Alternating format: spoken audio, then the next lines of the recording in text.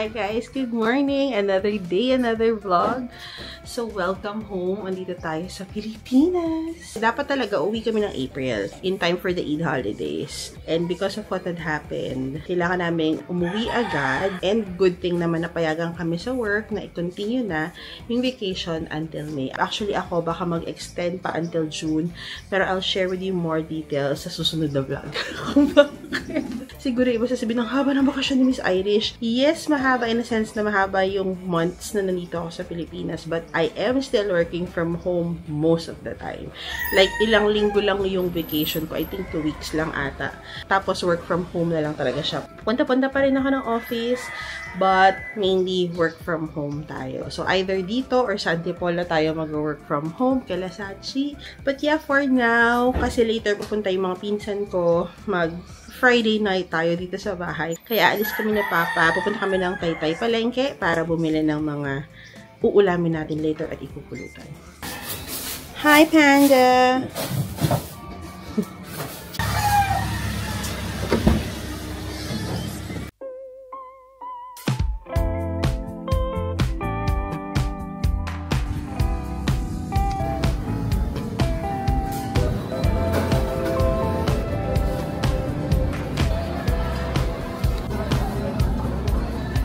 Ayan si Papa. Ano gusto mo pa? Ayun, gusto niya yung paa.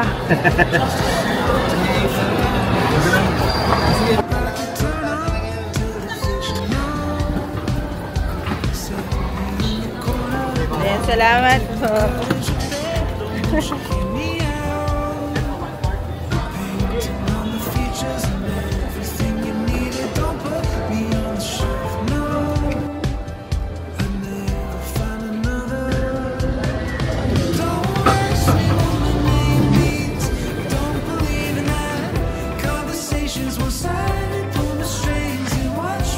Ayan sila, Ate Mitch. Alexa! Sabi ko na, Alexa, stop! And then, meron tayong Mang Inasar! Tumingin ka sa akin. Sayaw sila ni Tita May. Tingin ka!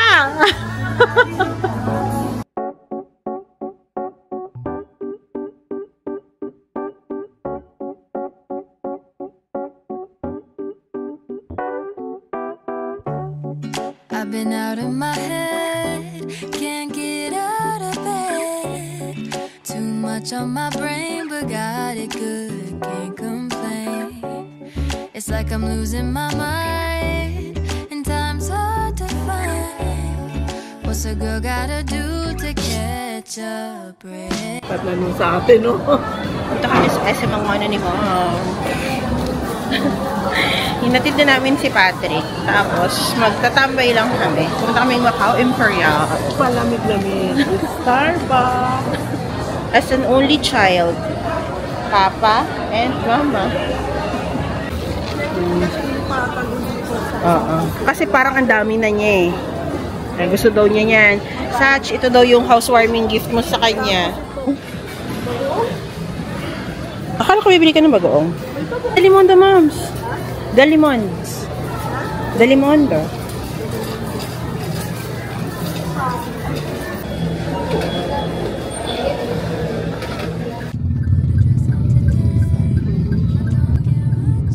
Hi.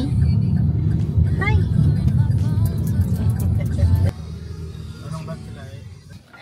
Hi. So, tapos na po ang aming LDR relationship. Pag weekday po, hindi po kami magkasama. LDR po kami. Pag weekend, ayan, kahit pa paano po, magkikita kami. Kung hindi ko pa siya pupuntahan. Tapos kanina, sabi ko po kay Papa, hatid ako sa kanila. Sabi niyo, huh?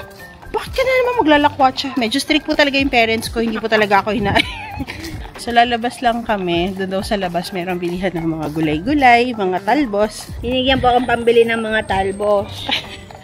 Ayan po, 200. Hindi ko pa pala talaga na-vlog. Pero, quick update na lilipat kami ng bahay. Remember, dapat magpapaano kami, paparenovate. Pero, change of plans. Nung umuwi kami last time, parang sabi namin, sige nga, try natin. Naging okay siya ng mga January pagbalik. And the idea is talaga, kaya ako umuwi, or kaya kami uuwi ng April that time. Kasi nga ipapaayos yung bahay para makalipat kami dito ng May. And itong place na to guys is same subdivision lang nila sa as in mag-street kami. So galing kami sa bahay nila at ito po yung bahay namin bago. So ayan po siya. Hindi pa siya naaayos. Pero nag-aantay na lang kami ng move-in permit para ma-start na siyang ipagawa. So instead of ipaparenovate namin yung taytay, ipapa-rent na lang namin. Tapos, dito na, bukas pala yung pinto sa likod. Ayan. Bukas yung pinto. So, papaayos kasi ipapamax namin siya. As in, parang firewall to firewall. Parang ganun. Para lumaki. Kasi hindi ganun kalaki yung mga rooms eh. So, ayun po. Share ko sa inyo more details. Hindi ko siya nabanggit pa before. Ayun, medyo matagal na namin itong niluluto. Wow. May mga change of plans lang kami kasi nga hindi ganun kabilis guys yung mga renovation and everything. Syempre pera sa funds, yung mga permit, yung mga everything, may mga ganun pa sila. Pero ayun, sana matapos namin. Ang goal is makalipat kami ng May, around 3rd week of May at least. Tapos pa-blessing kami ng June 1, which is birthday naman ni Sisi. So. Saan tayo punta? Dyan lang. Yung nakiparking sila dyan kasi wala nang space. Madami na dyan. Dapat parang isang side lang para madakadaan pa. So, dyan siya. Dahil for rent daw yan for rent. Tapos, i-date daw niya ako. Mag-date daw kami kasi once a week nga lang kami nagkikita. Dahil sa work pa more. Take my hand and hold it tight. Look at the paintings, I'll be your guide.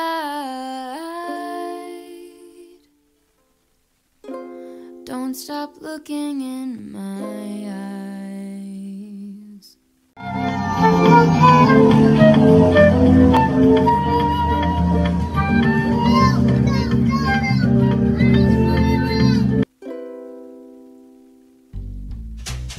Are you cold? Do you want to sit down? I've been here a million times, so I know my way around. Don't stop looking at me now. I know you don't care as much as I do, but I'm just content.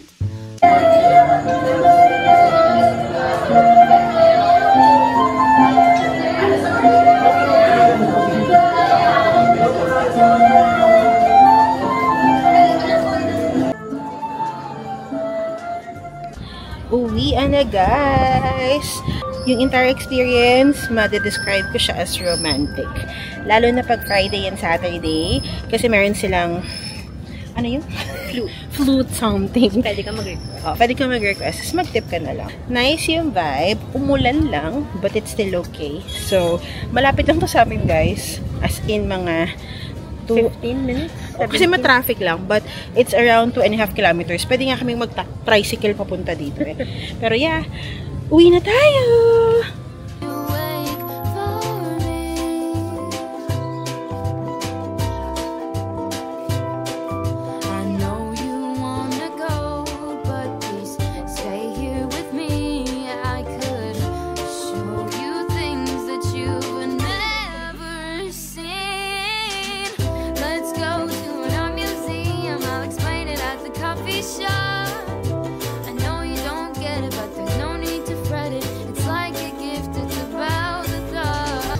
Hi, Patrick! Hello! Sunday di pala sa...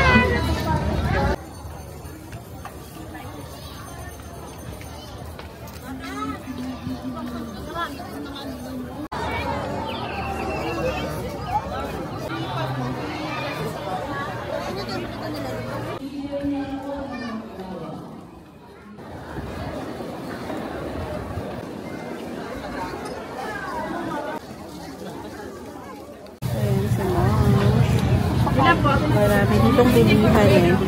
Na na na na na na na na na na na na na na na na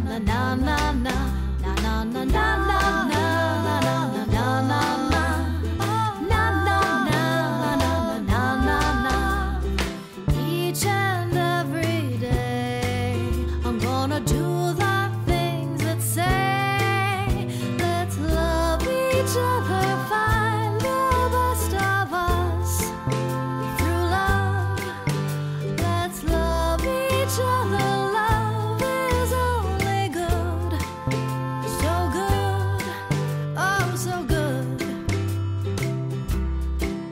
Na na na na na na na na na na na.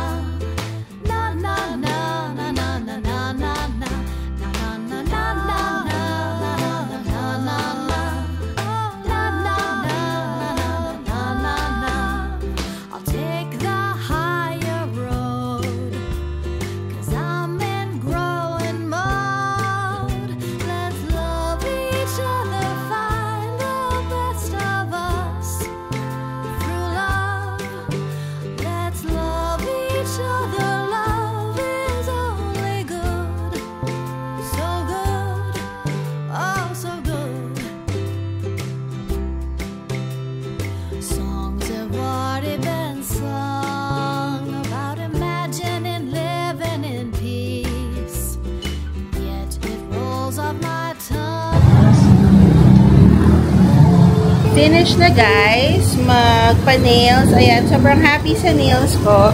Second time ko na dito sa One Step Glam, dito sa Kapasigan. Nakapagpa-nails. I think 1.8 yung binayad ko dun sa nails. Pero extension na siya. Ayoko kasi nung sobrang mahaba. Gusto ko yung natural lang and achieve nila yun dito. At saka matibay. Medyo nagtagal talaga yung nails ko the last time. So, bong. At saka mababait sila dito.